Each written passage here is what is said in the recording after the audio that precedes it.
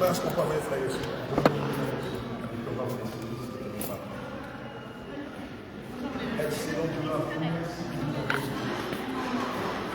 caméra, le flash est allumé. Donc même si tu essaies de faire discrètement derrière, on voit que la flash est allumée.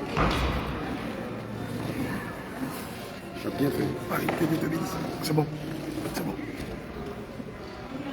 Voilà, bien aimé. Je le disais tantôt, hein, ici, malheureusement, je crois qu'ils sont attentifs lorsqu'on leur parle, mais l'argument pour se disculper ou bien pour vous échapper, c'est qu'ils n'ont pas le temps. Amen. Malheureusement, au Canada, les gens ont le temps pour fumer de la drogue, pour prendre de la drogue. Les gens ont le temps pour avoir, voilà, pour jouer au cadre, pour se balader, pour aller à la montagne, pour faire du vélo. Ils ont le temps pour faire beaucoup de loisirs. Mais en ce qui concerne l'œuvre de Dieu, ça ne les intéresse guère. L'avantage ici qu'on a, c'est que les gens prennent la peine de brièvement vous écouter, contrairement en Europe, sauf en Allemagne où les gens sont assez attentifs. Et dans ce mini-mélo-là, le diable a veillé à meubler le temps des hommes dans ce pays par beaucoup de sortes de loisirs, d'amusement et de plaisir. Amen. Oubliant l'essentiel que le salut de leurs âmes. Donc vous voyez des centaines de personnes qui viennent ici, des milliers de personnes qui viennent ici par jour. Juste, ils viennent à la montagne pour regarder le paysage, voir les gratte-ciel et tout ça. Et les gens font du vélo, les gens font du sport, les gens jouent à beaucoup de jeux. Mais ils oublient l'essentiel. L'essentiel. Les temps sont finis. Que tout le monde gagnerait à se préparer, à rentrer dans la barque du Seigneur avant que la barque ne soit fermée et que l'église nous soit levée. Et donc, c'est la même rengaine. Ils vous écoutent quelques secondes, quelques minutes, et puis à la fin, ils vous disent « Oh, j'ai pas le temps, j'ai pas le temps. I have no time. Maybe another day. » Et puis quand tu veux même prendre son numéro pour essayer de le rappeler pour avoir une autre conversation dans le but de le gagner, tu dis « Non, donne-moi votre numéro, je vais vous appeler. » Ils ne vont jamais vous appeler. Je vous dis la vérité, ils sont rares. Ils sont rares ceux qui vont vous appeler. Mais évidemment, puisque le Seigneur nous rappelle que la mission pour laquelle nous sommes là, c'est de rassembler les brebis perdus. Et donc, on lance le filet en espérant pouvoir trouver un poisson, une brebis. Et non plus, c'est ça notre but. Et donc, on rencontre tout le monde, des passants, des voyageurs, des touristes, de tout genre de personnes. Et aujourd'hui, en résumé, on peut vous dire que la rencontre a été quand même beau fixe parce que nous avons rencontré beaucoup de personnes, des musulmans, des catholiques, des évangélistes. On est tombé sur le jeune Mamadou. Marie, c'est ça, non, Mamadou. Voilà, nous sommes tombés sur le jeune homme, un jeune musulman qui est venu étudier ici. Il s'appelle Mamadou et qui a voulu qu'on lui démontre dans les Écritures, même que Youssef.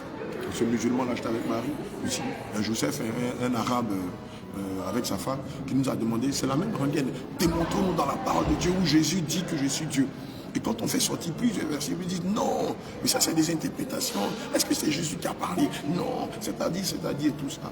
Et pendant qu'on est en train de discuter avec Mahamadou, on a un couple d'évangélistes, un Canadien et sa femme, je crois qu'ils faisaient du sport ou quoi, parce qu'ils étaient en tenue de sport, que se sont joints à nous et qui ont parlé aussi à Mamadou pour dire à Mamadou, même Mamadou, ce que les hommes de Dieu, les hommes sont en train de dire, c'est vrai, Jésus est Dieu, mais tu ne peux pas le comprendre comme ça, il faut avoir un cœur d'enfant. Je vous assure que malgré l'évidence qu'on a présentée à Mahmoud, il dit non, que c'est des interprétations, et même il va nous dire, qu'on prenne le début des textes et qu'on prenne le début des textes jusqu'à ce qu'on arrive là où on lui a présenté les passages, ce n'est que la confirmation. Lorsqu'on lui a montré Isaïe 35, versets 4 à 6, où le prophète Isaïe est en train de nous rappeler que Dieu lui-même viendra sauver son peuple. Voilà, et les signes qui vont démontrer que Dieu viendra sauver son peuple. La Bible dit qu'il va guérir les boiteux, il va donner la vie aux aveugles, permettre aux sourds de parler, tout ça. Et on revient en Jean 11, verset 4 à 5. On lui dit, voilà ce que le prophète Moïse avait dit, le prophète Isaïe avait dit. Voici la matérialisation de la prophétie en Matthieu 11, verset 4 à 5. Il relie, il colle les deux. Il dit non, que, regardez, il y a Isaïe à part, il y a Moïse à part. On revient dans Matthieu 11, verset 4 à 5. Il dit non, que c'est pas ce que ça veut dire, en fait, beaucoup de mauvaise foi. Parce que pour un musulman qui reconnaît la divinité de Jésus, cela veut dire qu'il doit balayer du revers de la main tout ce qu'on lui a pris dans le Coran. Et ça, c'est un choc culturel. Et ils ne peuvent pas se le permettre, à moins qu'ils soient enfants de Dieu. Mais il a montré aussi, pendant qu'on parlait à Youssef et à sa femme. On a eu à rencontrer Marie, le bien-aimé Francisco, catholique, orthodoxe, et qui au départ s'était joint à nous pour qu'on parle à Youssef qui était un musulman. Et quand Youssef est parti, on s'est retenu vers Francisco pour dire, mais Francisco, toi tu es quoi? Et moi je suis catholique et tout ça. On dit, mais les Écritures disent quoi? Il dit, non, mais les gars, vous voulez me convaincre que le catholicisme n'est pas de Dieu? On dit, c'est écrit. Il dit, oui, mais ça, vous savez, il y a 6000 ans, c'est écrit avec le temps. Il dit, frère, Dieu est égal à sa parole. Amen. Il n'a pas changé malgré le temps, malgré les millénaires et tout ça. Et donc, si ton but est le ciel, si réellement tu aimes le Seigneur Jésus, tu dois reconnaître que ce que Jésus dit est vrai. La Bible dit que prenez Dieu prenez l'homme pour menteur et Dieu pour vrai. Et donc, si tu es d'accord avec nous que Dieu a inspiré sa parole, en tant que catholique, tu dois t'appuyer sur sa parole. Oh, Dieu répugne des idoles, des représentations, des images, des pentacles, des pendatifs. Et donc tu ne peux pas représenter Dieu par des images, par des représentations. Et donc toi aussi, Francisco, qui disait avec nous à Youssef que le seul chemin pour avoir la vie éternelle, c'est Jésus. Toi aussi, nous te retrouvons la même phrase. Tu ne peux pas aller au ciel en associant Jésus et Marie, ça n'a pas de sens. Amen. Et il a dit, bah, écoutez, je parle de temps et tout ça, j'aurais bien voulu rester, mais bon, je dois partir, parce qu'il n'avait pas d'argument. Amen. Évidemment, depuis ce matin, nous sommes ici au Mont-Royal, au plein cœur de Montréal. C'est une montagne qui reçoit beaucoup de visiteurs chaque jour.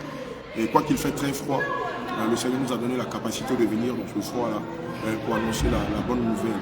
Et donc vous l'avez constaté, j'étais avec le bien-aimé Pierre, avec le bien-aimé Jedidja, avec la sœur de Marie, avec maman Jeanne, maman Grâce, aussi avec la sœur de Esther. Voilà, et donc nous nous sommes séparés en 2-2, voilà, pour essayer de rencontrer des gens, de leur annoncer l'évangile. En tout cas, certains étaient réceptifs, il y en a qui étaient fermés. Et c'est là qu'on a vu le talent de Pierre, Pierre de New York, qui parle en même temps le Kolomba. Le Gomala. Le Gomala, c'est une langue du Cameroun. Voilà, il parle non seulement le Gombala, mais il parle aussi le français. Amen. Il a aussi annoncé l'évangile en anglais. Ça, on le savait. Mais ce qu'on ne savait pas, frère, c'est que Pierre, il annonce l'évangile en espagnol. C'est terrible, frère. Tu te rends compte? Moi-même, je marche avec lui, je ne savais même pas qu'il parlait l'espagnol. Une fois, il avait parlé des trucs comme ça, mais je ne peux vraiment prêter attention. Aujourd'hui, je le voyais, je l'ai vu de loin en train de discuter. Ça rigole. Il dit, attends, je vais lui donner un coup de main. Il voit, il suit pas en espagnol. Il dit, hey. Et Pierre, toi, tu es comme l'apôtre Paul, tu parles 5 langues. Donc voilà un peu, tout s'est très bien passé. On a pris quand même des contacts. Voilà, on a pris aussi des contacts. Dieu merci, il y a des personnes qui ont été ouvertes, qui nous ont donné leurs contacts. Et donc le but, c'est déjà de les mettre ensemble. Et puis de pourquoi pas prendre d'autres rendez-vous, même si ce n'est pas nous, mais sûrement les hommes de Dieu étant ici, pourront le faire, voilà, pourront les rencontrer, pourquoi pas, pourront les entretenir, continuer d'ensemencer la bonne parole dans leur cœur jusqu'à ce qu'elles gênent. Voilà. Et donc c'est le lieu pour nous aussi de vous dire infiniment merci, parce que c'est grâce à vos prières qu'on arrive à avoir du punch, de la force, amen, de continuer. Voilà, de propager la bonne nouvelle. Merci aussi pour vos prières, parce que c'est grâce à vos prières que nous sommes en forme, nous sommes en pleine santé, malgré les changements de temps. Ici, les variations de temps sont assez surprenantes. Dans la même journée, il peut faire froid, il peut faire chaud, il peut pleuvoir. Et puis ici, ça va, mais quand on était en Ontario, quelquefois même dans la même journée, il pleut, il fait chaud. À un moment, il neige, à un moment, il fait chaud. Dans la même journée, j'ai dit qu'il y a au moins 4 temps dans la même journée. Mais malgré tout ça, le Seigneur nous donne la force. La Bible dit que je peux tout par celui qui me fortifie. Et donc c'est aussi grâce à vos prières que le Seigneur arrive à nous fortifier, malgré les différentes intempéries, et malgré aussi souvent le fait que tout le monde n'est pas ouvert à l'évangile de façon implicite. Mais quand même on a des personnes qui nous écoutent et tout ça. Je me rappelle la dernière fois on était au jardin botanique, au stade olympique, où on a rencontré un jeune du nom de Mathia. C'est Mathia? Oui, Mathia. Mathia, qui Mataï, voilà, c'est Mataï, qui nous a posé la question à savoir, sa mère avait des valeurs chrétiennes, mais n'a jamais professé le nom de Jésus. Est-ce que sa mère est au ciel? Et je pense que cette question-là le titille énormément. Et donc, on était en train de l'expliquer quand les agents de sécurité sont venus d'abord à pied. Un agent de sécurité est venu et nous a dit qu'il ne nous était pas permis d'évangéliser ici. Malgré qu'on est resté, malgré son injonction, il est venu encore avec son collègue dans un véhicule. Voilà, nous dit de partir et tout ça. Et quand ils sont arrivés rapidement, pendant qu'on échangeait avec Mathieu, Et on est allé vers eux. Et je leur ai demandé, mais les gars, vous n'êtes pas chrétiens? Vous êtes chrétiens, non? Ils m'ont dit oui. J'ai dit, mais si vous êtes chrétiens, est-ce que Dieu ne nous a pas demandé d'aller annoncer l'évangile? Ils m'ont dit oui. J'ai dit, mais si vous ne le faites pas, permettez que nous le fassions. Du coup, ça les a cassés. Et puis, ils nous ont laissés. Mais bon, le temps de se retourner, bon, Baptiste était déjà parti et tout ça. Et il m'a écrit avant-hier pour me poser la même question sur sa mère aussi, sur la grâce et la foi. Quelle est la différence entre la grâce et la foi? Et donc déjà, on a vu déjà par ces questions qu'il avait envie de savoir plus la condition du salut, la condition de l'âme après la mort. Et donc il est question que sûrement la semaine prochaine, puisque cette semaine c'est un peu pipé, la semaine prochaine sûrement, quand on va revenir la semaine prochaine, quand on va revenir, on va prendre attache avec lui, on va le rencontrer. Donc il y a des personnes comme ça qui, pendant les échanges, nous ont laissé entrevoir et qu'ils avaient vraiment soif de vérité, soif de justice, qu'ils avaient vraiment envie de manger la chair de Christ et boire son sang. Et donc, la semaine prochaine, quand on va revenir, on va prendre attache avec ces personnes-là dans le but de pouvoir les retrouver, leur présenter d'autres éléments de la saine doctrine et prier pour que le Seigneur les touche. Aujourd'hui, nous avons un autre défi, c'est celui de notre bien-aimé Sorel. Sorel qui nous a vendu la viande de porc. Voilà, elle nous a promis, parce qu'elle avait été touchée, on n'a pas trop parlé, peut-être une heure ou peut-être moins d'une heure d'échange, mais elle avait accepté de se faire baptiser. Donc aujourd'hui, notre défi, c'est de baptiser Sorel. Parce que nous considérons qu'elle fait partie des brebis perdues. Donc on prie Dieu que la semaine prochaine, qu'on la relance, parce qu'elle a dit qu'elle aussi, elle sera voilà, qu'elle accepte de venir aux eaux du baptême, tout en s'étant déjà dépouillée des œuvres mortes de la chair. On n'est pas dit le dépouillement du corps. Voilà, donc c'est un autre défi. Donc prions pour Sorel, afin que Sorel, qui jusqu'à cette heure catholique, finisse par renoncer au catholicisme, à confesser le Seigneur, à se repentir de ses péchés, à se faire baptiser au nom de Jésus pour la réception du Saint-Esprit. Je ne sais pas si les hommes de Dieu veulent ajouter quelque chose avant qu'on achève la course. Pour ajouter quelque chose à ce que l'homme de Dieu a dit, dans Corinthiens 3, verset 6, on nous dit Paul a planté, Apollos a arrosé et Dieu a fait quoi? Donc, bien aimé, ce que je veux te dire, c'est que l'évangélisation que toi tu fais de là où tu es, que nous faisons ici, même si nous avons souvent l'impression que les personnes ne réagissent pas, nous sachons que nous avons planté quelque chose en nous. Tout à fait. Et le moment venu, Dieu va faire quoi? Nous avons donné nos brochures. Quand le moment va arriver, ils vont nous recontacter, même si c'est après 5 ans. Et le Seigneur va faire le travail qu'il a commencé envers eux. Et comme la Bible dit, mes brebis entendent ma voix et elles me suivent. Et que nous continuons à prier pour eux afin qu'ils puissent venir vers nous dans les noms puissants de Jésus. Amen. Oh, bien aimé, c'était, je dirais, c'était une sortie explosive et nous espérons que la graine sur lesquelles nous avons prêché, certaines graines, les terres sur lesquelles nous avons jeté les graines portent du fruit. Amen. L'œuvre de Dieu continue et de notre côté, on se fortifie entre nous-mêmes parce que c'est pas toujours facile d'être rejeté, parfois d'être insulté, mais bon. Que de vous aussi qui nous regardez derrière les caméras, que vous soyez aussi fortifiés. Et c'est ce dont le Seigneur nous appelle à faire, quoi. Shalom, shalom, et on va continuer. Mais merci pour vos prières. J'ai une question à vous poser. Au départ, quand on a commencé au parking, vous avez rencontré quelqu'un qui a dit qu'il était baptiste. Oui. Et qu'il est devenu athée. Mais il vous a expliqué les raisons pour lesquelles il a littéralement renoncé à Dieu, à Jésus. Il nous a dit qu'il y avait un peu de faux dedans, et puis c'est personnel. De faux dans son église, le baptême de Baptiste. Il était baptiste avant. Pour lui, la religion, c'est un moyen de contrôle. Donc, il a décidé de ne plus croire. Jésus. Et que maintenant, avec le pape, c'est comme si l'église, c'est pour les Noirs maintenant, ils ne veulent plus prêcher. Parce que ce ne sont que les Noirs qui écoutent maintenant. Donc eux, les autres, les blancs et tout, ils ne croient pas en Dieu. Ils ne croient pas en Dieu, quoi. Amen. Bonjour, vous croyez en Dieu? Absolument pas. Vous êtes athée. On veut juste savoir la raison. On veut juste savoir la raison pourquoi vous avez décidé de c'est la science. Comment? Pour moi, c'est la science. Est-ce que vous savez qu'un jour Newton a demandé à un de ses amis scientifiques, il a fait une maquette de la Terre et tout, il lui a demandé, son ami lui a demandé, mais qui a fait ça? Newton lui a dit, c'est venu seul.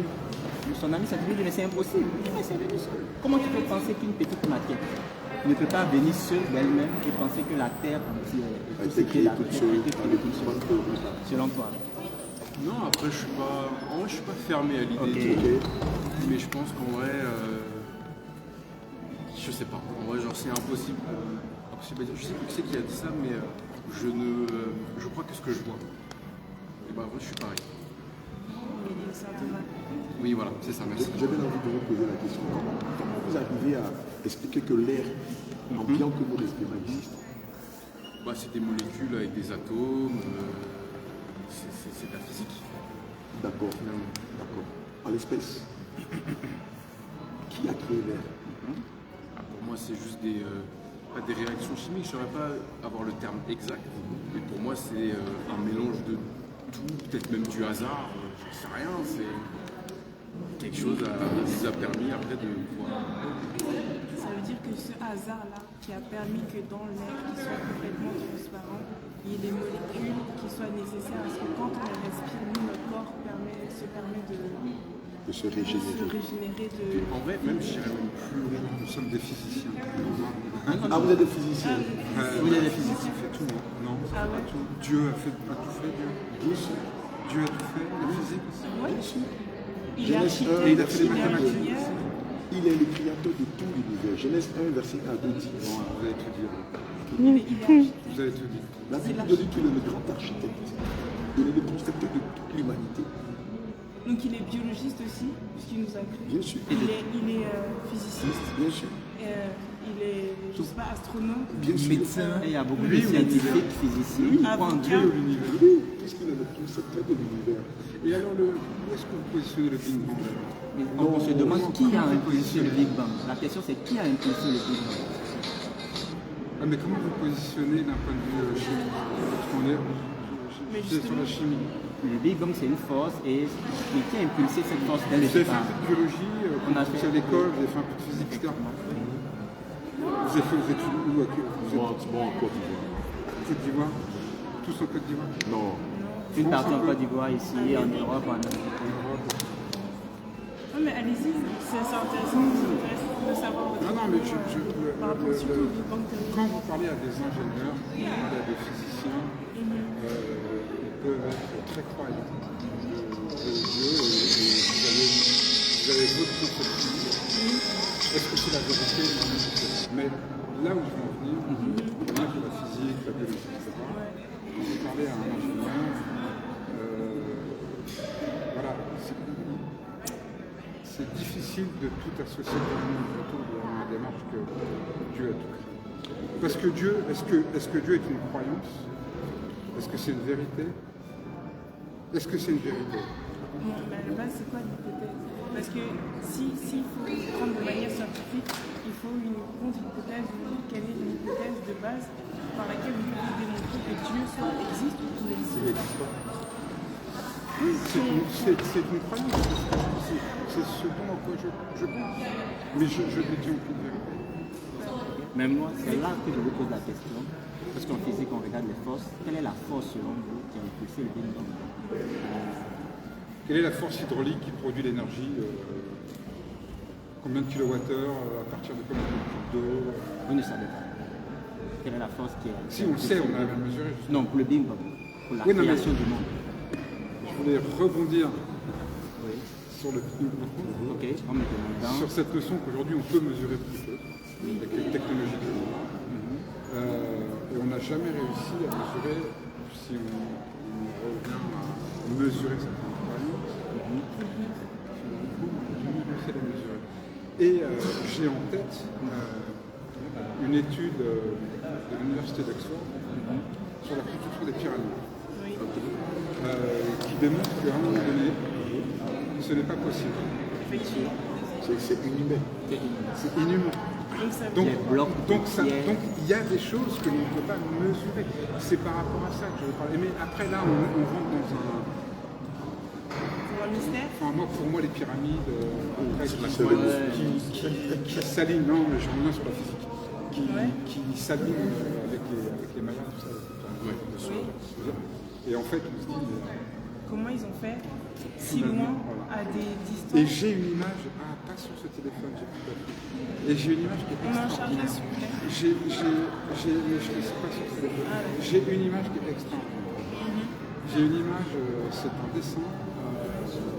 On voit les pyramides se construire, les pyramides égyptiennes, et au-dessus, on plein d'ovnis, plein d'activités extraterrestres. J'adore cette image-là. Mais parce que finalement, sur ces croyances-là, et pour revenir sur les pyramides, sur la physique, etc., finalement, on se rapproche parce que l'on croit. Et pour revenir sur ce que je disais, c'est que moi, je crois en construction. Donc quand tu vois les pyramides, tu vois, est-ce que tu crois que c'est l'homme qui l'a fait ou non? Donc ça veut dire que le fait que par exemple, les pyramides, on ne peut pas mesurer, comprendre comment est-ce qu'elles ont été montées. Mais par contre, ça veut dire que par rapport à l'image des ovnis et autres, on peut comprendre que soit nos matériaux actuels, nos équipements actuels ne sont pas capables de soit mesurer cette chose-là, qui forcément a existé, ou bien que du coup c'est quelque chose comme des extraterrestres, des ovnis, c'est-à-dire une autre technologie, une autre vie à la Stargate. Mais donc ça veut dire que ces gens-là peuvent avoir cette technologie-là, mais qu'un être supérieur qui soit au-dessus de tout, de toutes ces choses, pour vous, ça ne peut pas exister. Je ne le mets pas de la même manière. Vous voyez, on vient de perdre un être cher, qui est son grand-père, qui est mon beau-père, et je l'imagine au-delà, j'ai cette croyance, moi j'étais éduqué une famille, j'ai un cousin qui est prêtre, donc j'ai une certaine croyance. Mais faire du lien sur la création, on revient sur l'oxygène, sur la physique, pour moi on est sur deux mondes complètement différents. La croyance que Dieu peut m'apporter en croyance, plutôt sur l'au-delà, l'autre monde, les âmes, la spiritualité. Mais de là à avancer, à mettre de la métaphysique dedans, j'ai pas encore fait l'appellation. J'ai pas fait le switch. Or, la vérité, les deux sont liés. Parce que le drame, c'est que quoi? La véritable vie, c'est pas celle que nous menons. La véritable vie, nous la menons après la mort. Mais elle est conditionnée par notre foi en Dieu. Si je vis une vie humaine sans Dieu, évidemment, je mourrai sans Dieu. Or, ici, nous qui sommes chrétiens, lorsque nous parlons de Dieu, nous faisons allusion à Jésus. En Genèse 1, au verset 1 à 2, la Bible dit quoi? Au commencement, Dieu créa les cieux et la terre. Et donc Dieu est Jésus, est le constructeur de tout ce que nous voyons. Que ce soit la montagne royale que nous voyons sur laquelle nous sommes, que ce soit toute la nature humaine. C'est pourquoi cette écriture appelle le grand architecte. Évidemment, le problème avec Dieu, sans qu'on ne le comprend pas de façon intellectuelle. Heureux ceux qui ont le cœur pur, car ils verront Dieu. Vous comprenez Dieu pour avoir le cœur pur? Oui, je comprends. Si on veut l'associer à des résultats différents, il ne sera pas non difficile de le comprendre.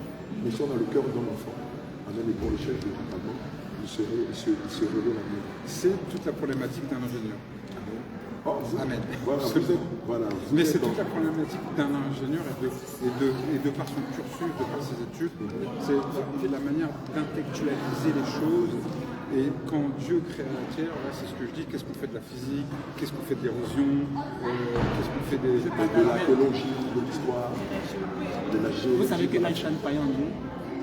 Pardon? Vous savez que Einstein croyait en Dieu? Donc n'associez pas toujours la science à ne pas croire en Dieu. Ce n'est pas une problématique d'ingénieur. C'est une décision personnelle. Sinon, il y a de très grands scientifiques qui croient en Dieu. Donc, mais tout le monde a une part de croyance. Christophe Colomb, Da Vinci. Effectivement. Voilà. Je pense que tout le monde a une part de croyance. Mais croire en Dieu même. Je reviens vraiment sur l'aspect physique de la chose. Et je comprends dans les textes que je l'ai déjà entendu plein de fois. Je fais le catéchisme, le communion, etc. Toi, ça parle aussi. Voilà, mais tu vois, ce que je veux dire, c'est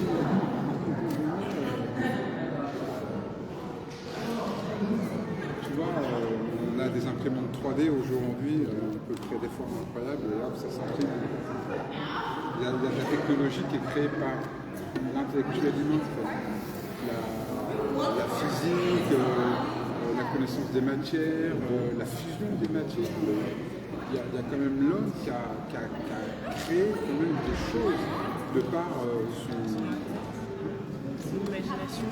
Alors après, Dieu nous a créé.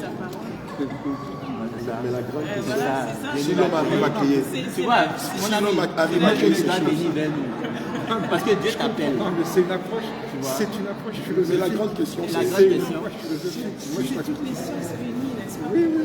si l'homme arrive à créer ces J'ai choses. fait une théologie extraordinaire. D'accord. Il a fait, parce que c'est voilà, être prêtre, c'est est prêtre, il a la fait de la théologie. Voilà, c'est Philosophie de la terre. et on a beaucoup discuté, parce que voilà. Mais pour moi, c'est une science. La théologie, c'est une science. On a des croyances, et c'est bien, c'est positif.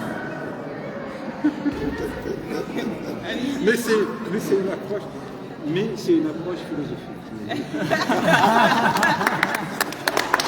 On doit y aller. Surtout, Il y a surtout, je peux montrer quelque chose. Il y a un scientifique là, je crois que c'est Stanford, aux États-Unis, de Stanford, qui ont fait des, comment dirais-je, des recherches biologiques, enfin vraiment tellement scientifiques, pour démontrer est-ce que Dieu existe par la science, de la terre, de la biologie, tous les millions d'années, tout ça, est-ce que c'est comparable à ce que la Bible nous dit? Et ils ont fait des recherches poussées. Je crois que je t'avais envoyé même avec les liens, c'est sûr. Bon là je l'ai plus, mais très vraiment les histoires. C'est une étude. Ouais, les études sont vraiment, ils ont fait des conférences à Harvard,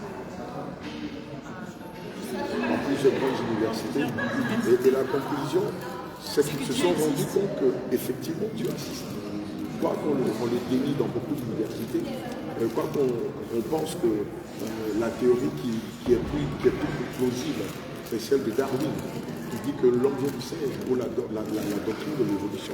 Mais ils se rendent compte qu'en fait, le Dieu qu'on dénie est l'architecte de toute la création, évidemment des êtres humains. Et ils se rendent compte aussi que la finalité de l'homme après la mort, c'est qu'il y a une vie après la mort.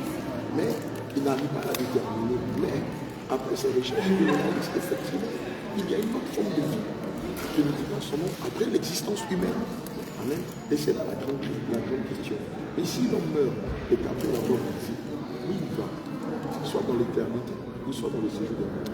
Et c'est pourquoi nous, Dieu nous fait la grâce de connaître cette science-là et de dire à chaque humain, oui, effectivement, après le passage ici, il y a une suite qui nous attend, mais qui est beaucoup plus longue, qui est beaucoup plus tactile, qui est beaucoup plus tangible, mais elle est fondée sur Christ. Et évidemment, puisque l'homme est appelé à suivre un seul chemin, soit celui de Dieu, soit celui de la La mort mort. est le commencement. Voilà, de la vie.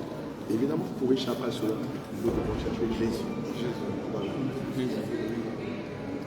Ah, Elohim, hein? Un ami à nous. Ah bon, oui. il s'appelle Elohim. Il s'appelle Elohim. Ah ben moi je m'appelle Abraham. C'est vrai? Elohim Abraham. C'est son. Comment c'est son nom? Elohim. Bref, quelle belle coïncidence. Bien sûr, bien sûr. C'est pas le fruit du hasard.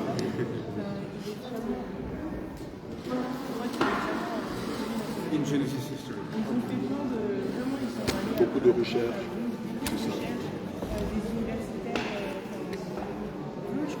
En tout cas, moi, je dis beaucoup que Dieu vous bénisse. Ah, mais vous y croyez pas alors Mais c'est une grâce, ça veut dire que quelque part il a compris quelque chose. d'accord. Attends. Je vous ai dit Pensez-y, que, et puis je vous ai venez dit que contacter. c'est une approche philosophique, d'accord, mais que chacun a Une croyance. une vision des choses, une croyance, et que pour moi, cette liberté a l'importance. Mais pour autant, je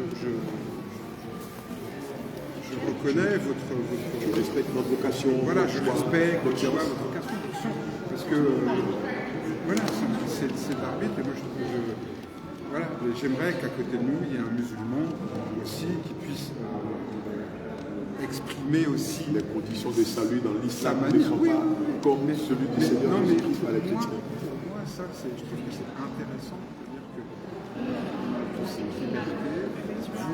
Voilà, de choisir sa croyance. Un peu plus le sujet, et c'est bien. Il faut, parce que quelque part, vous êtes aussi des chercheurs, pour moi, vous êtes tous universitaires. Donc on a fini l'université, mais on est tous des gagneurs d'âme. On est des gagneurs d'âme, surtout. Voilà.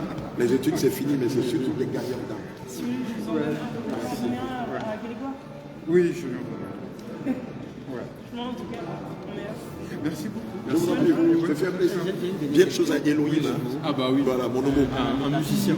Ah d'accord. Il est chrétien? Les docteurs, les médecins se sont rendus compte que quand certaines personnes meurent des morts pour 5 minutes, quand ces personnes reviennent à la vie, elles expliquent comment ça s'est passé après la mort. Moi aussi, exactement aussi. Vous avez- Et donc, il y a Oui, je suis. plusieurs chiffres qui le prouvent.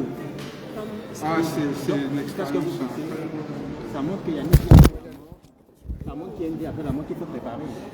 C'est par moyen. Et dans une cascade. Et je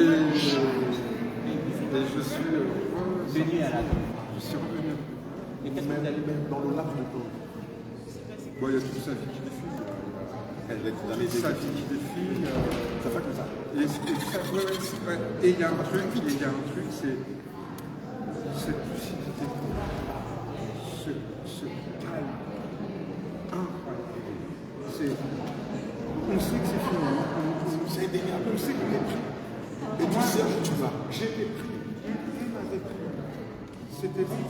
C'était fini. Je l'ai dit. Ah, c'était éloigné, c'était fini. Et mais oui, mais je le sais. Mais parce que je le sais, c'est pour ça. Mais tu vois, c'est pour ça que je suis parvenu. Non, c'est-à-dire. Et je suis revenu et pour l'année. Trois, quatre mots qui est très très long, mais qui dégage une force extraordinaire. Et en fait, avec les locaux, avec les amis, qui marchaient entre la parfois et la synagogue, et de l'autre côté, il y a avec les amis, tout est au fond qui sort, et ils se disent, mais je suis. Et donc, forcément, il se passe du temps. Et c'est là où vous voulez découvrir des choses. Il se passe du temps. Et Dieu va faire aussi. Je finirai là-dessus. Tu vois? Donc, contact sur la vie après la mort existe. Peut-être tu vas plus t'intéresser à la métaphysique. Appelle-moi. C'est au milieu fin. Ton baptême, au nom de Jésus, ton baptême du Saint-Esprit, commence par marcher dans la commission. Surtout que le Seigneur t'a déjà sauvé une seule fois, une fois. Il ne faudrait pas que ça fasse. Plusieurs fois. Donc tu es mieux placé même pour avoir notre posture et parler de Jésus aux gens. Pour lui dire, moi je suis un témoin de la puissance de Dieu. Il faut que tu crois. Allez, bye bye. Je fais plaisir. Allez, merci infiniment. Wow. Belle réflexion. Je suis choqué. Il vient de vivre, il a vécu tout ça. Il a vécu ça. Parce que comme il allait à l'école, voilà, c'est un intellectuel, il a du mal à comprendre la science de Dieu, c'est énorme. Il imite Dieu pour lui, Dieu pense, c'est une science humaine. Voilà, pas plus. Et maintenant il s'ouvre.